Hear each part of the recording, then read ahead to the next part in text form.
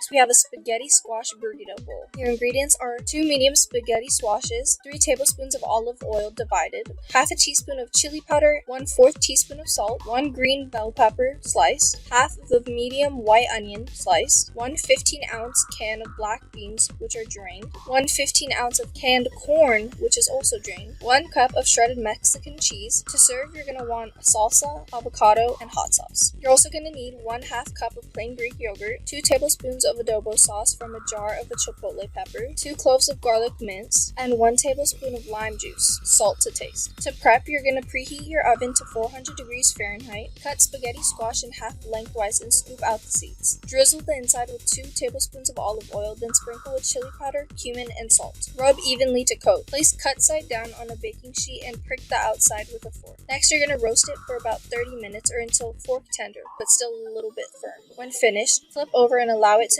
cool enough to touch. Leave the oven on. While the squash cooks, heat the remaining 1 tablespoon of oil in a large saute pan over medium heat. Add pepper and onion, stirring and cooking until soft. This will take about 15 minutes. For your sauce, you're going to want to stir together all the sauce ingredients. Next, you're going to use a fork to scrape strands from the inside of the spaghetti squash. Transfer the strands to a separate bowl, leaving about 1/4 inch of flesh in the squash to support your bowls. To assemble, add in the sauteed pepper and onions, corn, beans, sauce, spaghetti squash strands, and cheese into your hollowed out squash bowls. Return to the oven for about 5 to 10 minutes or until your cheese is melted.